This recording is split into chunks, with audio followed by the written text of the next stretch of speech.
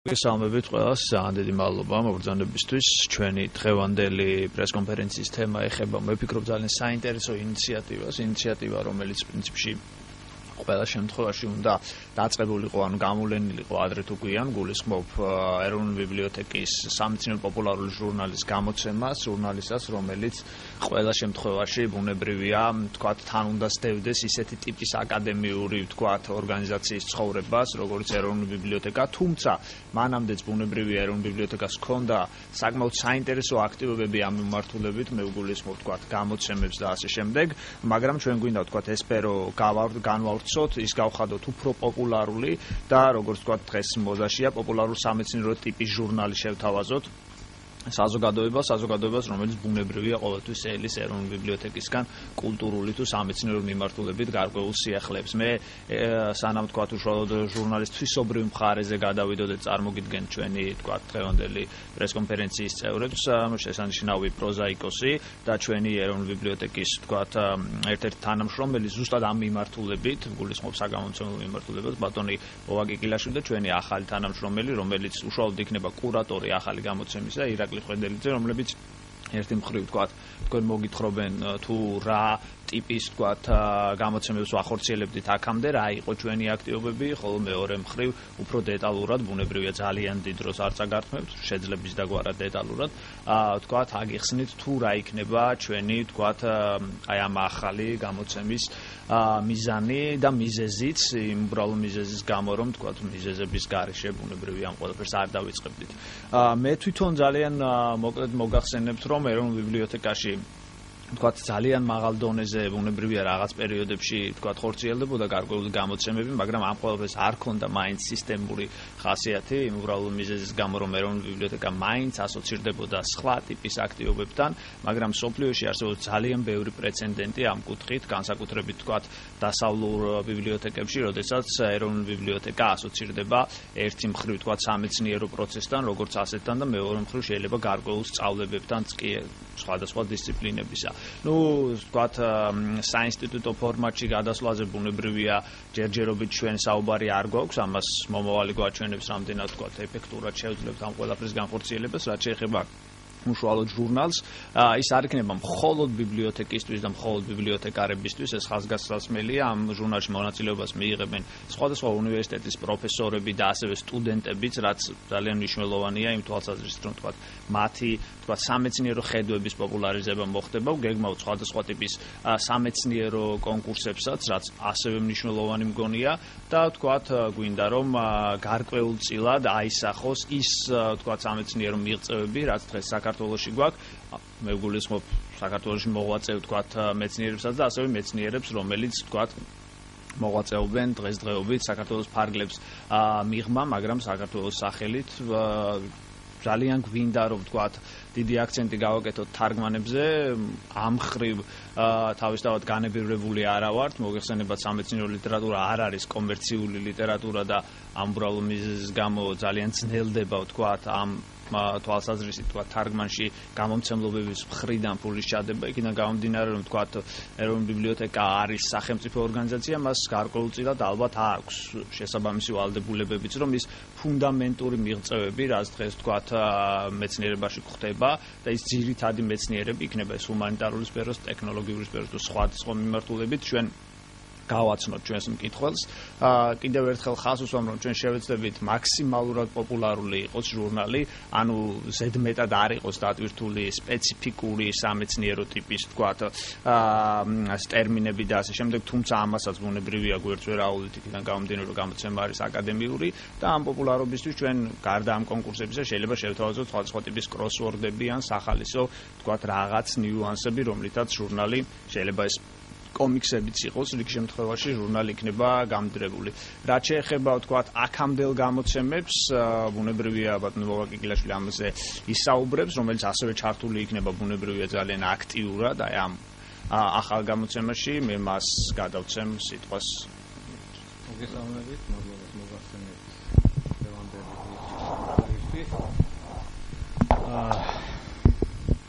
რა თქმა უნდა, ბიბლიოთეკა მანამდეც უშვებდა თავის ჟურნალებს, გამოცემებს, სანამ აი ძირითადი სამეცნიერო ჟურნალები დაიწყებდა ფუნქციონირებას, გამოდიოდა ძირითადად საბიბლიოთეკო სფეროსთან დაკავშირებული ბიბლიოგრაფიული ცნობარები, მეთოდოლოგიური სახელმძღვანელოები, მაგრამ 1999 წლიდან, როდესაც მე მივედი ბიბლიოთეკაში, მაშინ დირექტორი იყო ბატონი ლევან ბერძენიშვილი, მასთან შეთანხმებით დავიწყეთ გამოცემა კავკასიოლოგიური კრებულების.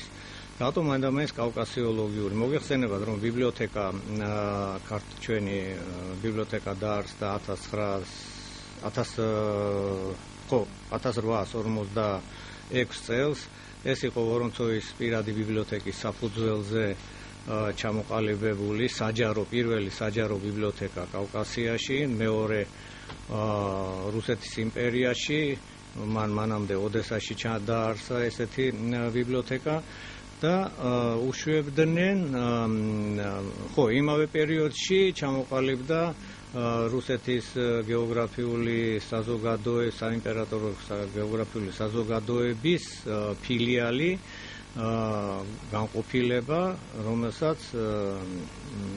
მიზნად ჰქონდა კავკასიის შესწავლა. ის უშვებდა უამრავ კრებულს, ეს იყო ამ გეოგრაფიული საზოგადოების ჩანაწერები, შენიშვნები, კავკასიელი ხალხის და მათი კულტურის, ყოფის, დემოგრაფიის აღწერა, კრებული კავკასიის მთიელების შესახებ და ასე შემდეგ, მაგრამ საბჭოთა პერიოდში, ანუ რევოლუციის 17 წლის რევოლუციის შემდეგ ეს შეწყდა. ბუნებრივია, საიმპერატორო აღარ შეიძლებოდა და შესაბამისად ის მეცნიერების და ის საზოგადო მოღვაწეებიც, რომლებიც იმ პერიოდში მონაწილეობას იღებდნენ კავკასიის აღწერაში, წავიდნენ საზღვარგარეთ, ზოგი მიმოიფანტა, ზოგი 27 წელს გადაყო და ასე შემდეგ. ყოველ შემთხვევაში ჩავარდნილი იყო ეს ფართო კვლევა. მიზანი რატომაც სწავლობდა და აინტერესებდა რუსეთს, იგივეა, როგორც ყველა დიდი სახელმწიფოს მიზანი, მისი ასე ვთქვათ ყურადღების ქვეშ, რბილად რომ ვთქვათ, ყოფი ხალხების და ტერიტორიების კონტროლი, შესწავლა, როგორ უნდა მოექცე ადათები, წესები და ასე შემდეგ, ყველა კუთხეს თავისებურება ახლავს. ეს ასე ვთქვათ სამეცნიერო კვლევები უფრო იყო, თუმცა პარალელურად ამ კრებულებში იბეჭდებოდა ძალიან საინტერესო ცნობები სტატისტიკური, მაგალითად ამინდის შესახებ, გეოგრაფიული ბუნების შესახებ და ფინანსური, რა ვიცი, ყველაფერი და ყოველწლიურად გამოდიოდა კრებულის სახით, რომელსაც ერქვა კავკასიის კალენდარი, კავკასიის კალენდარი. ის რომ ეს ნაშრომები გარკვეულწილად იყო ცალმხრივი და არასახავდა სრულად და ამომწურავად ქართველი ხალხის და კავკასიის ყოფას, მის მდგომარეობას, გახდა მიზეზი, რომ ჩვენ თანამედროვე პირობებში დაგვეწყო ასეთი ჟურნალების გამოცემა. აქ გვიბიძგა კიდევ იმ ფაქტმა, რომ ფილიპ მორისის წარმომადგენლობა იყო საქართველოში, მაშინ მთლიანად კავკასიის რეგიონში და მისი ერთ-ერთი ხელმძღვანელი იყო გიორგი მარგიშვილი, არქიტექტორი. მოგეხსენებათ, ახლა გაგვირდებათ არქიტექტორს რა უნდა და ფილიპ მორისში, მაგრამ ყოველ შემთხვევაში მან ხელი შეგვიწყო და დაფინანსდა ჩვენი წამოწყება სწორედ ფილიპ მორისის მიერ და ყველას უყვირდა ფილიპ მორისი ამისთანა ჰუმანიტარული დარგის საქმეებზე საჩუქრებს არ იძლეოდა. მან რამდენიმე ნომერი დაგვიფინანსა. ეს ჟურნალი არა მარტო ჰუმანიტარული დარგის იყო, ეხებოდა მთლიანად კავკასიას, ყველა სფეროს. აქ იყო ისტორიაც, ენათმეცნიერებაც, ბიოლოგიაც, კომპიუტერული ტექნოლოგიები, ფსიქოლოგია და ასე შემდეგ. ანუ რაღაც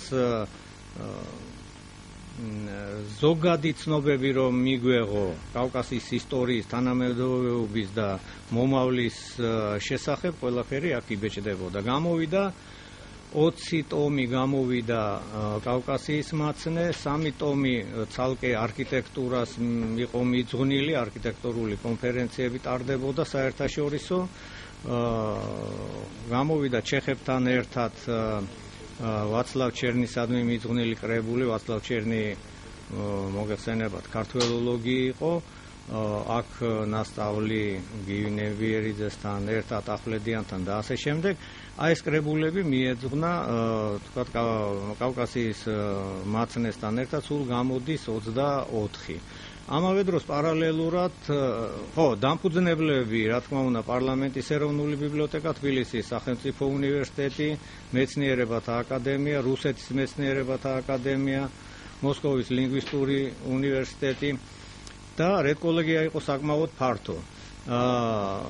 იმ დროს აკადემიური ჟურნალისტის მოთხოვნა იყო ასეთი, რომ 30% რედკოლეგიის უნდა ყოფილიყო უცხოელი და სტატიების რაოდენობაც უცხოური უნდა ყოფილიყო. წინააღმდეგ შემთხვევაში მეცნიერებათა აკადემია არ გვიწევდა. აქ თავი მოიყარეს ისეთმა მკვლევარებმა, როგორიც არის ბერნა რუტიე, კეთრინ ვივიენი, ვეფხისტყაოსნის პროზაულად მთარგმნელი ინგლისელი, მაიკ იობი გერმანიიდან, კევინ ტუიტი კანადიდან და ასე შემდეგ. მოკლედ შევასრულეთ ის, რასაც გთხოვდნენ. კურიოზი იყო ისე მეცნიერებათა აკადემიიდან, მაშინ მართლა ფეოდალური მეცნიერება იყო, რომ თვითონ ყველა ინსტიტუტს ჰქონდა თავისი შემდგომში უკვე ჟურნალი და გარკვეულ ჟურნალებს საგანდიდატოები ჟურნალებად თვლიდნენ. ეს სასაცილო ფაქტი, რა თქმა უნდა, მერე შემდგომში გამოსწორდა. შემდგომი ჟურნალი იყო კავკასოლოჯი, რუსულად კავკაზავედენია, ეს იყო კავკასიის, ჩრდილო კავკასიის რეგიონებისთვის რუსულენოვანი და ინგლისურენოვანი ჟურნალი. აქაც გამოვიდა 20 ტომი და ბოლოს რეფერატული ჟურნალი. სამენოვანი რეფერატული ჟურნალი, სადაც იბეჭდებოდა, ახლა თომსონის ცენტრის მოთხოვნა რო არის, აი დაახლოებით ესეთი 6 ტომი. მოკლედ რო ვთქვათ, ამ ჟურნალებში დაიბეჭდა 2000-ზე მეტი სტატია 7 წლის განმავლობაში. გარდა ამისა, გამოვიდა სერია ბიბლიოგრაფიული კრებულებისა საქართველოს, რომლის პირველი, მეორე და მესამე ტომით დავიწყეთ ჩვენ. ეს ძალიან საინტერესოა, სახლიდან გაუსვლელად შეეძლოთ კითხველებს ინფორმაციის მიღება წიგნების თაობაზე, რაც შემდგომში უკვე გადავიდა ჩვენთან ინტერნეტის საშუალებით, შეგიძლიათ ბიბლიოთეკის საიტზე შეხვიდეთ, მაგრამ საფუძველი ყოველ შემთხვევაში მაშინ ჩაეყარა ამას. პარალელურად სხვადასხვა ტიპის გამოცემები და 2006 წელს ბიბლიოთეკას შეუსრულდა 160 წელი დაარსებიდან. ამისთვის მომზადდა კონფერენცია, სადაც უნდა ჩამოსულიყო 50 უდიდესი ბიბლიოთეკების წარმომადგენლები, მათ შორის კონგრესის ბიბლიოთეკის, ნატოს ბიბლიოთეკის და სოფლის არა მარტო ევროპის ბიბლიოთეკების წარმომადგენლები. სამწუხაროდ მაშინ ბიბლიოთეკა ეკუთვნოდა ნინო ბურჯანაძეს, შეპირება არ შეგვისრულა და საინტერესო ფაქტი ის არის, რომ ბიბლიოთეკის այս კონფერენციის ჩატარება რომ ჩაიშალა ერთი კვირის მერე, აღმოჩნდა რომ ერევნის ბიბლიოთეკა, საჯარო ბიბლიოთეკა არის 170 წლის. ეს საინტერესო ფაქტია, იმიტომ რომ ფაქტობრივად თურქეთის უღლის ქვეშ ყოფნის დროს მათ გიმნაზიის ბიბლიოთეკის საფუძველზე შექმნეს, ჩამოაყალიბეს ეს ბიბლიოთეკა. როგორც ყოველთვის ეს სახუმარო ისტორიამ ცოტა გაგვინელა ის სიმწარე, რაც უნდა ყოფილიყო. თუმცა ჩვენ გამოვუშვით 2 ტომი, სწორედ ბიბლიოთეკის შრომების მე-6 და ვაპირებდით კიდევ გამოშვებას, მაგრამ სამწუხაროდ ყველანაირად შეფერხდა ამის გაკეთება. აი ეს ძირითადი ხა სხვა გამოცემები, მეთოდოლოგიური სახელმძღვანელოები და კონფერენციები რა ჩატარდა, ამის შესახებ შეგიძლიათ თქვენ იხილოთ, შეგიძლიათ შეხვიდეთ ბიბლიოთეკის საიტზე და კავკაზავიედინი ესეთი რუბრიკით მონახოთ ყველა ამ ფაქტობრივად ყველა გამოცემის, ყველა ნომრის მოკლე შინაარსი აბსტრაქტები სამივე ენაზე და აი 2007 წლიდან ეს ჩავარდნა მე ვფიქრობ ათი კომპენსირდება. მართალია სამეცნიერო ერქვა, მაგრამ საკმაოდ პოპულარული იყო, დღესაც კითხულობენ, ხო, რაც თავარია 30 ქვეყანაში უნდა გაგზავნილიყო, რომ ეცნოთ ეს ამა თუ იმ მეცნიერის ნაშრომი. და ჩვენ ჟურნალს შეხვდებით როგორც სამხრეთ აფრიკის კონგრესის ბიბლიოთეკაში, შტატების ბიბლიოთეკაში, სამხრეთ აფრიკის, კაიროს თუ ევროპის 30-ზე მეტ ნატოს ბიბლიოთეკაში, ასე რომ ჩვენ პარლამენტის ეროვნულ ბიბლიოთეკას საკმაოდ ცელი არეალი აქვს ამ სამეცნიერო შრომებს. ეს არის გასააქტიურებელი, ძალიან დიდი მადლობა, ძალიან მოკლედ ირაკლიც მოგახსენებთ. მეორე სიტყვით მინდა მოგახსენოთ უმთავრესი მიზნების შესახებ, რომელიც ამ ჟურნალს ექნება და ასევე მოკლედ აგიწეროთ ის სტრუქტურა, რომელიც ამ ჟურნალს გააჩნია. ვფიქრობთ, რომ ყველა იმ ჟურნალთან შედარებით, რაც ეროვნულ ბიბლიოთეკას გამოუცია, ეს ჟურნალი იქნება თვისობრივად განსხვავებული და ამ თვალსაზრისით ის ორ ძირითად მიზანს აერთიანებს თავის თავში. ეს არის პირველი იქნება ის, რომ საზოგადოების დამოკიდებულება ეროვნული ბიბლიოთეკის მიმართ უნდა შეიცვალოს და კერძოდ საზოგადოებას არ უნდა გქონდეს წარმოდგენა, რომ ბიბლიოთეკა ეს არის მხოლოდ წიგნსაცავი და ასევე გარკვეული სამეცნიერო აქტივობის მხოლოდ ადგილი და ჩვენი მიზანია, რომ ეროვნული ბიბლიოთეკა გაიაზრებოდეს საზოგადოების მიერ როგორც კულტურული მეხსიერების სივრცე, რაც არსობრივად იმას ნიშნავს, რომ მოქალაქეები უნდა აცნობიერებდნენ, რომ თავიანთი უახლესი თუ შორეული წარსულის გააზრებისათვის ეროვნულ ბიბლიოთეკაში დაცულ მასალასთან ყოველდღიური შეხება ეს არის აუცილებელი და რომ კულტურა მხოლოდ არ არის ფილმი, არ არის მათ შორის მნიშვნელოვანი კულტურული თვალსაზრისითაც ლიტერატურა, რომელთანაც მათ გარკვეულ პერიოდულობით შეხება აქვთ, არამედ ყოველდღიური ყოფაც, რომლის შესახებ ინფორმაციაც ეროვნულ ბიბლიოთეკაში დაცულია. მეორე უმთავრესი მიზანი, რომელიც ამ ჟურნალს ექნება, ეს არის იმ საზოგადოებრივ დისკუსიაში ჩართვა, რაც კითხვის და წიგნის ფენომენის გააზრებას უკავშირდება. თქვენ კარგად მოგეხსენებათ, რომ დღეს ჩვენ ცხოვრობთ ელექტრონული რესურსების საუკუნეში, უამრავი რესურსია ხელმისაწვდომი და დღეს რა ფენომენია წიგნი, რა ფენომენია კითხვა და რა ფენომენია მათ შორის ბიბლიოთეკა. ამის გააზრება ვფიქრობ, რომ აქტუალურია და ეს ორი უმთავრესი მიზანი ექნება ამ ჟურნალს. უნებრივია სხვა მიზნებიც იქნება გათვალისწინებული, რომელზეც გიორგი მოგახსენათ და ეს არ იქნება ძირითად რუბრიკებში შესული, მაგრამ აუცილებლად აისახება მათ შორის მიღწევები სამეცნიერო სფეროში, რაც არსებობს ქვეყანაში, ანუ აკადემიური ცხოვრების ასახვა ჟურნალშიც ასე გათვალისწინებული იქნება, თუმცა კი უმთავრესი ორი მიზანი ეს იქნება, რის შესახებაც უკვე მოკლედ მოგახსენეთ. მე შევეცდები ასევე სტრუქტურა გაგაცნოთ ამ ჟურნალის პირველი რუბრიკა, რომელიც მოცემული იქნება ამ ჟურნალში, ეს იქნება ეროვნული ბიბლიოთეკა როგორც კულტურული მეხსიერების სივრცე და ამ რუბრიკაში გათვალისწინებული იქნება ასეთი საკითხები.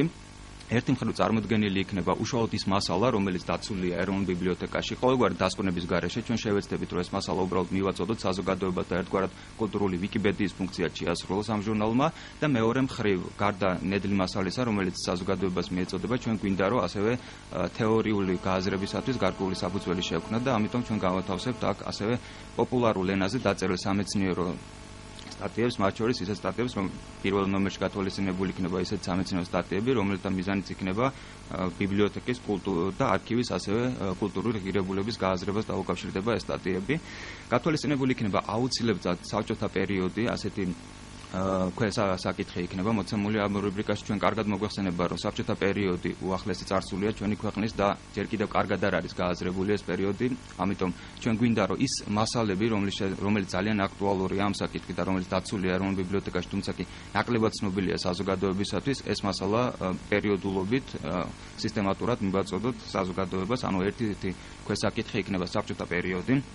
ასევე ჩვენ გვინდა კულტურული თვალსაზრისით ღირებული წიგნების იქნება ეს ვეფხისტყაოსანი თუ იქნება სხვა წიგნი, დაუშვათ დავით გურამიშვილის დავითიანი, ამ წიგნების ისტორია წარმატებით თითოეულ წიგნს გააჩნია ისტორია და ალბათ საინტერესოა რომ საზოგადოება მიცოდეს მისი კულტურის საფუძველს წარმოადგენს ამ შემთხვევაში ორიოდე წიგნი დავასახელეთ რა ისტორია გააჩნია მას ანუ ჩვენ ხელნაწერიდან მოყოლებული მის საბოლოო გამოცემამდე რა ისტორია გაიარა როგორი ილუსტრირებები არსებობდა ამა თუ იმ წიგნის ამ შესახებაც ინფორმაცია მივაწოდოთ ხოლმე ასევე ჩვენ მიგვაჩნია რომ არ არის სამართლიანი როცა კულტურა ქვეყნის ასოცირდება მხოლოდ გარკვეულ დიდ ადამიანებთან იქნება ეს რუსთაველი, იქნება ეს ილია ჭავჭავაძე და ასე შემდეგ. ამ ქვეყნის კულტურას ასევე უბრალო ადამიანებიც ქმნიდნენ და ყოველდღიური ყოფა ამ ცხოვრების ასევე ნაწილია ამ კულტურისა და ამის შესახებაც ბევრი ინფორმაცია ინახება ეროვნულ ბიბლიოთეკაში და ჩვენ გვინდა რომ ესეთ ამ ტიპის ინფორმაციაც პერიოდულად მიეწოდებოდეს საზოგადოებას და უბრალო ადამიანების შესახებ რომელიც ამ კულტურას ქმნიდნენ და საზოგადოებამ არ იცის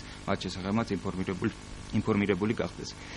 ასევე ჩვენ შევეცდებით, რომ კულტურული თვალსაზრისით ღირებული ადგილები რაც არის საქართველოში, ამ ადგილების ფოტოისტორიაც შევთავაზოთ ამ რუბრიკაში, ანუ როგორ ვითარდებოდა ესა თუ ის ადგილი და შესაბამისად როგორ აისახა ეს ფოტოებზე ისტორიული თვალსაზრისით ამასაც გავაცნობთ საზოგადოებას. მეორე უმთავრესი რუბრიკა, როგორც მოგახსენეთ მიზნებიდან გამომდინარე, იქნება წიგნი და მკითხველი, ასე დაერქმევა მას და აქაც ძალიან მნიშვნელოვანი საკითხები იქნება წარმოდგენილი, აქტუალური საკითხები. ერთ-ერთი საკითხი იქნება ასეთი, წერა-კითხვის გამავრცელებელი საზოგადოებიდან კითხვის თანამედროვე მეთოდოლოგიებამდე. ამ საკითხის ეს საკითხი იმიტომ შევიტანეთ ჩვენ ამ ჟურნალში, რომ მიგვაჩნია, რომ წერა-კითხვის სწავლას როგორც კითხვის სწავლას როგორც ჭირდება სწავლა, ასევე არის აუცილებელი ტექსტის გააზრებასაც თავისი პრინციპები გააჩნია და ესეც სასწავლია. ეს ძალიან აქტუალურია იმდენად რამდენადაც როგორც საშუალო დონეზე, ისე საუნივერსიტეტო დონეზე ამ პრობლემას ყველა აწყდება პროფესორი იქნება თუ მასწავლებელი, რომ მიუხედავად იმისა, რომ ადამიანებს შეუძლიათ რომ ინფორმაცია ამოიკითხონ წიგნებიდან თუ სტატიებიდან, მათ არ შეუძლიათ მისი ადეკვატური გააზრება. ამიტომ ჩვენ პერიოდულად საზოგადოებას შევთავაზებთ ეს იქნება სხვადასხვა ტრენინგების მონაცემები თუ პროექტები, რომელიც ამ მიმართულებით ქვეყანაში ხორციელდება, შევეცდებით, რომ ამის შესახებ ინფორმირებული იყოს საზოგადოება და ეს დისკუსია კიდევ უფრო ნაყოფიერი გამოდგეს. ასევე ჩვენ შევეცდებით სხვა საკითხებით, რომელიც ამ რუბრიკაში იქნება გაერთიანებული, ეს დისკუსია უფრო აქტუალური გავხადოთ. წიგნისა და კითხვის ფენომენის შესახებაც ასევე შევეცდებით პოპულარული სტატიები განვათავსოთ. ბუნებრივია ქართული სტატიების გათვალისწინებული იქნება, თუმცა კი უპირატესობა მიენიჭება უცხოენოვან სტატიებს, ბუნებრივია ქართულად ნათარგს, რამდენადაც ჩვენ გვინდა რომ ამ საკითხებზე მსოფლიო გამოცდილება რაც არის, ის ავსახოთ ჩვენს ჟურნალში. პირველ ჟურნალში მაგალითად დაგეგმილია უმბერტო ეკოს სტატიის, ასეთი სტატია არსებობს გუნტენბერგიდან ინტერნეტამდე მისი განთავსება, ასევე ავერინცევის ჩემი ნოსტალგია ასეთი სტატია გვინდა განვათავსოთ ამ საკითხთან დაკავშირებით.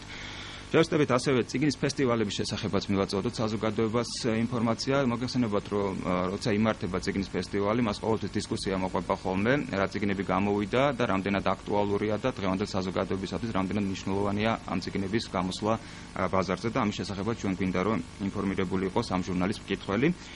გამომცემლობები ესე ძალიან აქტუალურია, იმდენად რამდენადაც მოგეხსენებათ, რომ საქართველოს მოსახლეობა არც თუ ისე მრავალრიცხოვანია და საგამომცემლო საქმიანობის წარმოება არც თუ ისე ადვილია, ამიტომ ჩვენ გვინდა რომ საზოგადოება მიცოდეს ამ საგამომცემლო სახლების მდგომარეობის შესახებ გარკვეული ინფორმაცია გქონდეს, იცოდეს ის მიღწევებიც, რომელიც ამ გამომცემლობებს გააჩნია და ასევე ის პრობლემები, რომლებიცაც ისინი აწყდებიან, სწორედ იმის გამო, რომ ბაზარი ძალიან პატარაა და მნიშვნელოვანი პროექტების განხორციელება, როგორც წესი, ჭირს ხოლმე. ამიტომ გვინდა რომ ამ შესახებაც ინფორმირებული იყოს.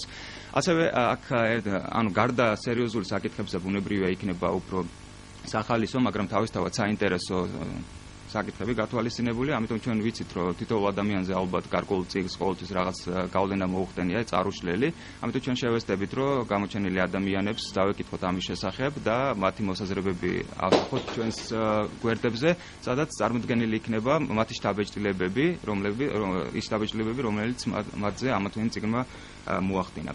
ეს იქნება ორი უმთავრესი რუბრიკა და ქვეს საკითხებზე უკვე ვისაუბრეთ.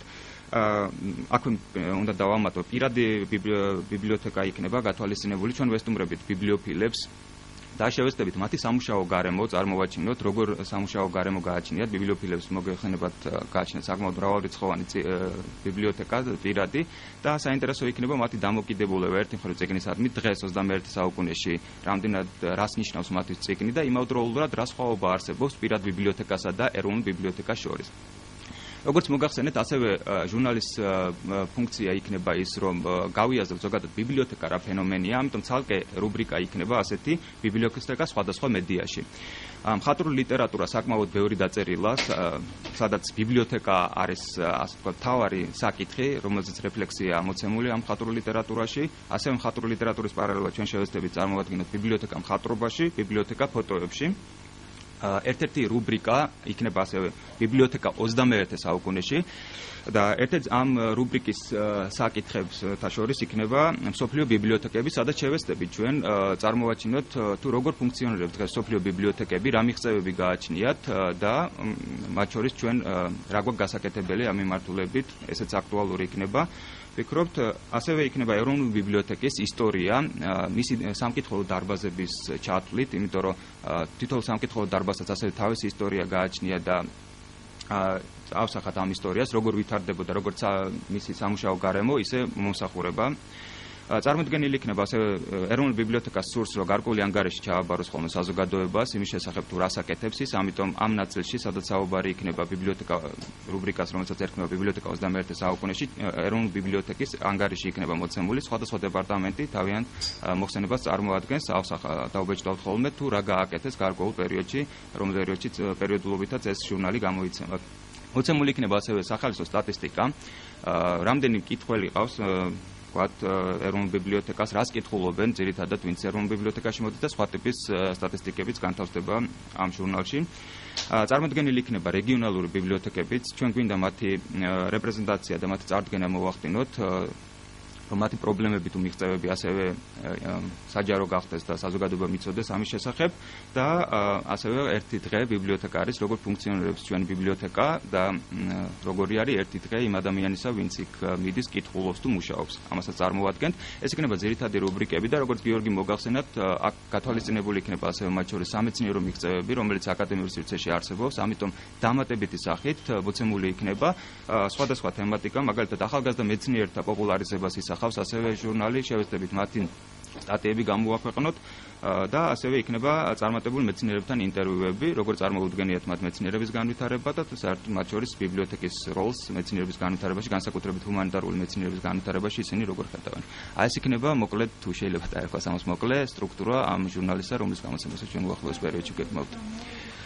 პერიოდულობას რაც შეეხება, მოგეხსენებათ, რომ ეროვნული ბიბლიოთეკა სახელმწიფო დაფინანსებაზეა, ამიტომ ნებისმიერი პროექტი, რომელსაც ეროვნული ბიბლიოთეკა განახორციელებს, ის ვერ იქნება კომერციული.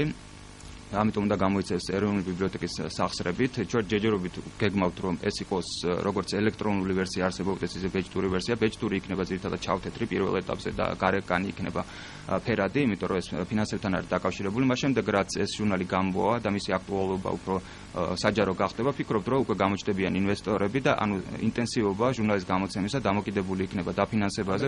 კვარტალში ერთხელ. ხო, კი, იმიტომ რომ მასალები, როგორც აღინიშნა, მრავალრიცხოვანია ეროვნულ ბიბლიოთეკაში და თავისთავად მათ ინტენსივობა, რაც სულაც რომ ძალიან ინტენსიური იყოს, ამის პრობლემა არ არის, იმიტომ რომ სწორედ ამ მიზანს ისახავს რეალურად ეს ჟურნალი, რომ რაც შეიძლება ინტენსიურად საზოგადოებას მიეწოდებოდეს ის ინფორმაცია, რომელიც მის კულტურულ მემკვიდრეობას უკავშირდება. ამიტომ ფინანსებზე იქნება. ბატონო, სადღაც ერთ თვეში მე მგონი ჩვენ მზადგვექნება. არა, ეს უფასო იქნება, ეს ყველა ვარიანტი. როგორც აღინიშნა, ეს არ არის კომერციული პროექტი, არ შეიძლება ეს კომერციული იყოს. ბეჭდური ვერსიები დარიგდება, სხვადასხვა ორგანიზაციებს დაორიგდებათ, ბუნებრივია ეროვნულ ბიბლიოთეკაშიც დაიდება და ვისაც სურვილი ექნება, შეიძლება უფასოდ წაიღებს და პარალელურად ბუნებრივია, როგორც უკვე აღინიშნა, იქნება ელექტრონული ვერსია, რომელიც ასევე ინტერნეტით შეუძლია ნახოს დაინტერესებულმა ადამიანებმა.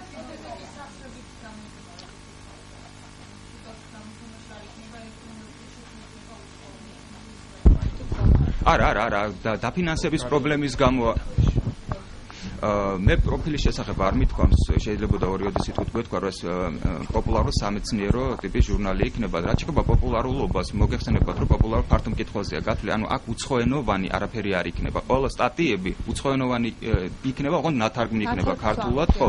ან რაც შეეხება ელექტრონულ ვერსიას, იქ იქნება ფერადი, ყველაფერი ბუნებრივია, თავისთავად ცხადია და ყველა დანარჩენი ინფორმაცია ზუსტად იგივე იქნება, რაც ბეჭდურ ვერსიაში შეიძლება უბრალოდ ეს ფერადი იყოს ელექტრონული და შავ-თეთრი იყოს დაბეჭდილი ვერსია. სახელწოდებას რაც შეეხება ბიბლიოთეკა იქნება სავარაუდოდ, ასე შევჯერდით, უფრო მარტივია და უფრო ყოვლისმომცველია რაღაც აზრით.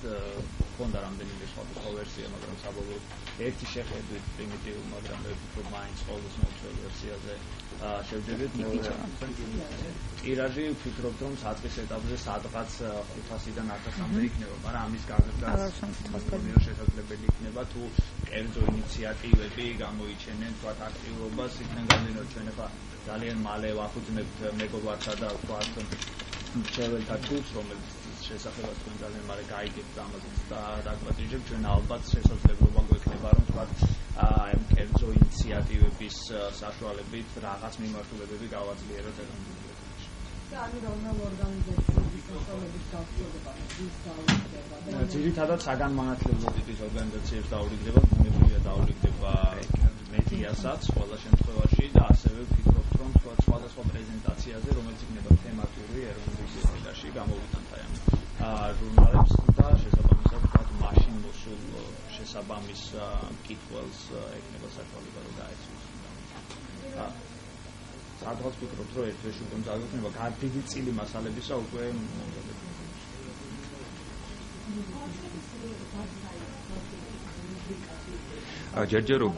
ჯერჯერობით არ არის გათვალისწინებული, მაგრამ ბუნებრივია, ეს არის ორი უმთავრესი მიზანი ჩვენ დავასახელეთ, არსობრივად ამას უკავშირდება ამ ჟურნალის გამოცემა აქტუალურია ძალიან, იმიტომ რომ თავარი რაც არის რის გაკეთება ჩვენ გვინდა კიდევ ერთხელ აღნიშნავ ამას, რომ ეს არის რომ ეროვნული ბიბლიოთეკა ჩართული იყოს ადამიანთა საზოგადოების ყოველდღიურ ცხოვრებაში. უმთავრესი ეს და მეორე კითხვის ფენომენი, რომელიც ძალიან აქტუალურია დღევანდელ საზოგადოებაში, სტატისტიკების ყოველს კარგად მოგვეხსენება, როგორია ნაკითხობის დონე საქართველოში, ამიტომ ამ დისკუსიაში, რომელიც საზოგადოებაში ისედაც მიმდინარეობს, გვინდა რომ ძალიან დიდი წვლილი შეიტანა. ანუ თავარი ეს იქნება მიმართულება, რაც შეეხება დანარჩენ თემატიკას და რუბრიკებს, თქვენ რაც აღნიშნეთ, სამომავლოდ არ არის გამორიცხული, რომ ჩვენ დავამატოთ, თუმცა ამ ეტაპზე პირველი ნომერი რაც გამოიცემა, იქ ეს გათვალისწინებული არ არის.